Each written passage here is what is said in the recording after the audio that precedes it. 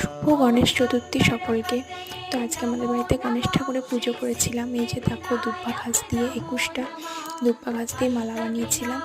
তারপর এই সুপারি, কাঁচা হলুদ, চাল হলুদে মাখানো, তারপর এলাচ, লবঙ্গ, সিঁদুর সব কিছু দিয়ে রেডি করেছিলাম। তারপর গণেশ ঠাকুরকে স্নান করিয়ে নেওয়ার পর আটনে ওই চাল হলুদ মাখাটা দিয়ে একটা বিল্লপত্র দিয়ে বসিয়েছিলাম। তারপর এই চেলি দিয়ে সাজিয়ে নেওয়ার পর ওই মালাটা পরিয়ে দিয়েছিলাম।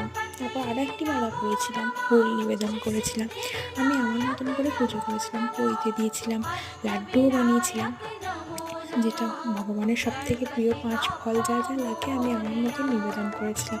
তারপর মোবাইল থেকে মন্ত্র পড়ে ঠাকুরকে আরতি করেছিলাম। আর আমাদের বাড়িতে যেহেতু পুজো হয়, তাই পুরোহিত মশাই পরে পুজো করে দিয়েছিলেন। আর আমার এখানে একটা ভুল হয়েছে, এই তুলসী পত্র দেওয়া, যেটা বিল্লপত্র হতো। যাই হোক, টাটা।